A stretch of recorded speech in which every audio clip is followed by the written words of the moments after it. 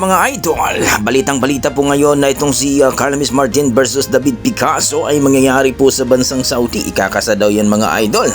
Grabe, ito yung sinasabi natin mga idol na ang pinakamalaking laban ni Carlos Martin sa kanyang buhay. At ayon sa ating mga boxing fans, delikado daw si Carlos Martin dito sapagkat itong si David Picasso, noong nakarang laban niya dito kay Naoya Inoue ay hindi daw siya napabagsak ni Naoya Inoue.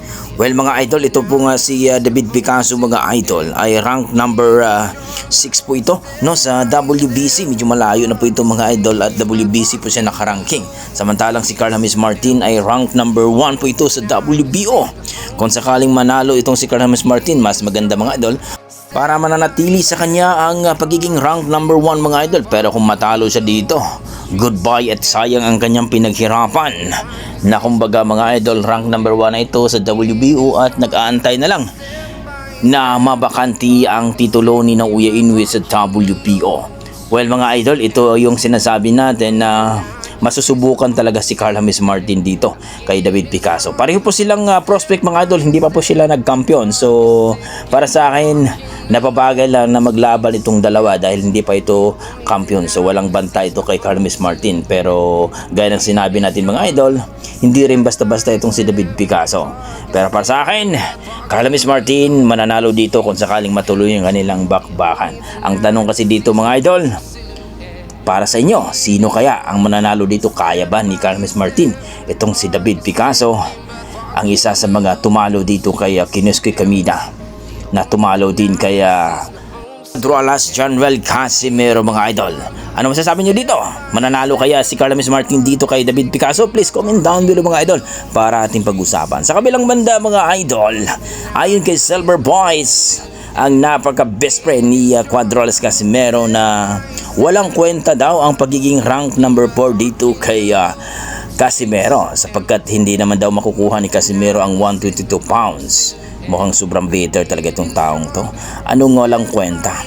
Alam naman natin na ang pagiging rank number 4 ni Droalas Casimero, yan na po yung sinasabi natin na magiging number 1 contender ni Naoya Inoue sapagkat alam naman natin na itong si Naoya Inoue mga idol, hindi daw lalaban kapag wala daw ito sa list itong si Casimero. Ngayon mga idol, yan na po ang sinasabi natin na pabor na ito ni Casimero. So walang kwenta daw.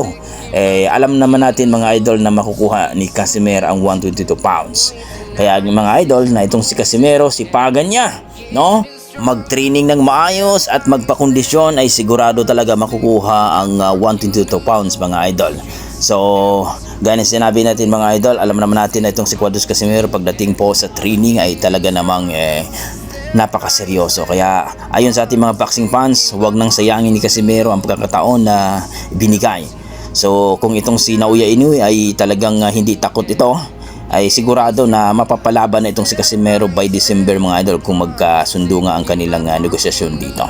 Sa kabilang banda mga idol, ito na nga ang mga fans ni Naoya Inoue hindi natutuwa ng naging rank number 4 itong si Droalas Casimero.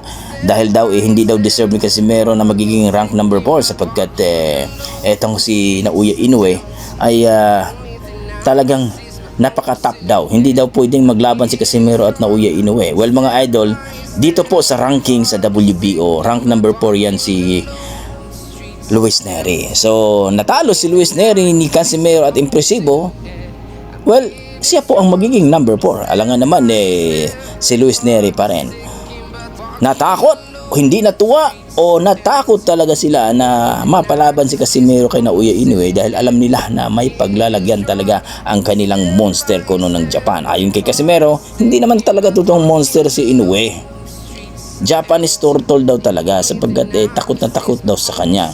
Well mga idol, kung makita natin ang laban ni Casimero at Nery ay talagang matatakot talaga ang mga Hapon mga idol. So kayo, ano masasabi niyo dito? Please comment down below mga idol para ating pag-usapan. Maraming salamat.